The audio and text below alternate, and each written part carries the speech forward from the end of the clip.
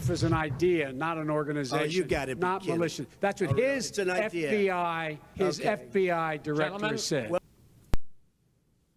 An idea.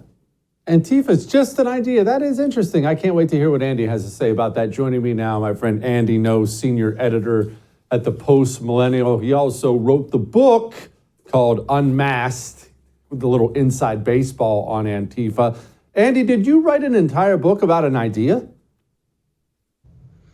Yes, it is an idea, but it's also a movement of networks that involves violent militants who carry out organized criminality on the streets of America and other countries as well. Okay, I actually want to pause there. I want to focus on the back part of there. Other countries. Americans in general, well, look, everyone in general focuses on their own home first. We don't realize this is an international thing, but it is, isn't it? Yeah, the original German Antifa were paramilitary of the German Communist Party during the Weimar Republic, and the current Antifa, wherever they may be, in Western countries quite often model themselves off of that sort of street thuggery, street violence type of a group. In fact, right now, speaking of other countries, in Germany, just this last week, there were 3 high-profile Antifa members who were convicted for carrying out a series of attacks on people using hammers, crowbars, baseball bats. And in reaction to the convictions, Antifa in Leipzig in Eastern Germany have, on Friday and Saturday night, rioted and set things on fire, which is very similar to what Americans experienced in 2020 from coast to coast. You had groups of people dressed head to toe in black, pre-announcing the violence on Twitter at that time and making good on those promises of violence. And not only did they just destroy property and set buildings on fire that were occupied by people, but they also eventually ended up killing as well, like in my home city of Portland, Oregon. One self-described Antifa member who left behind a manifesto carried out a shooting of a Trump supporter and then went on a run and was hunted down by a federal task force and died in a shootout in Washington State.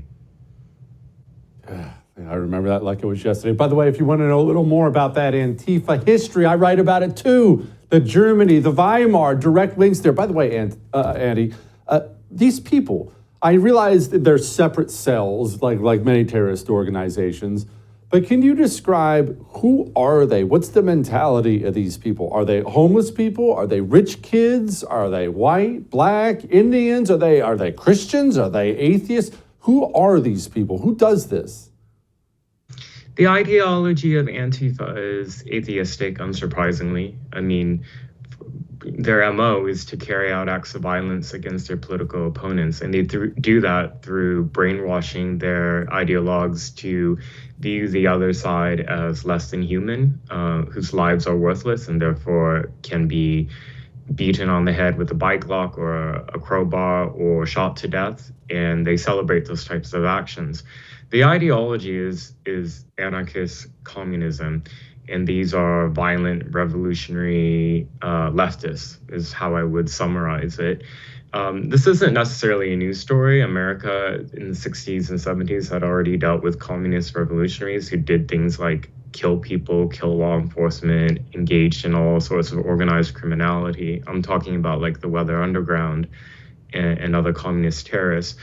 But I mean, what happens often is, not often, actually every time, is that with these far left extremists, they are welcomed back into mainstream polite society. So in the case of the Weather Underground members, after they were targeted by the FBI, convicted, sent to prison, some of them escaped abroad. I'm thinking of like Assata Shakur, who is a member of the Black Liberation Army who fled to Cuba and still wanted today and is a hero to Black Lives Matter.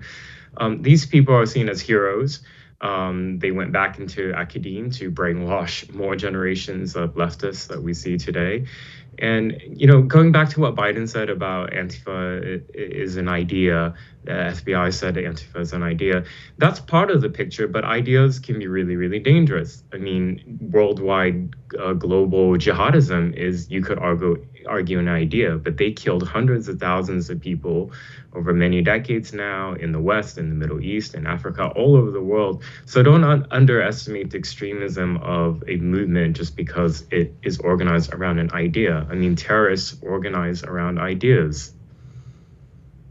Andy, how do they get their money? I remember like it was yesterday's story. They were actually stopped by the grace of God. I think it was in Idaho during the 2020 riots of Antifa got stopped on their way in to terrorize some Idaho town, but they were stopped with a line of Mercedes vans that had bricks in them and all the works. Well, a Mercedes van, whether you're renting it or buying it, is not cheap. These people are funded from somewhere by someone. Do we have any idea from where? Yes, it's basically done. The funding is actually not really done in secret. It's done out in the open. So they have ad hoc groups that are established, and they use things like GoFundMe or Cash App or Venmo to fundraise part of it.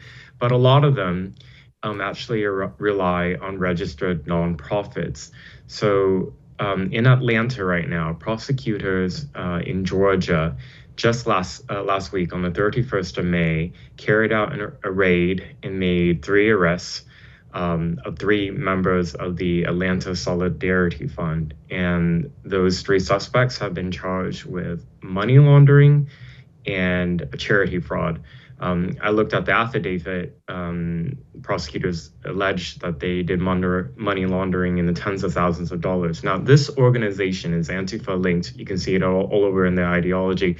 And they're accused of illegally fundraising support, financial support for the domestic terrorism suspects that were arrested in Atlanta last year and earlier this year.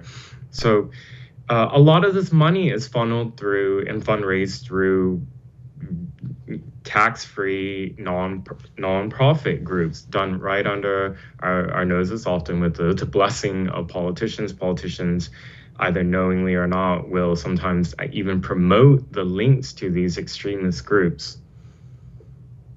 Andy, okay, so who's giving to the nonprofits? Is this surely Soros's fingers are in this thing somewhere? So you have a lot of small donations coming from many people.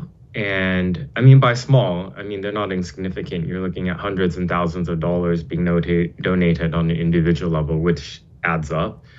And some of these nonprofit groups, leftist organizations that have received funding from, let's say, George Soros, or rather his organizations that he funds, how it funnels down to the activists is more so in the form of, well, what's really clear is in supporting the campaigns of really radical leftist district attorneys, who then are part of this apparatus that create jurisdictions that in a way become a bit lawless when it comes to left-wing violence, because the prosecutors are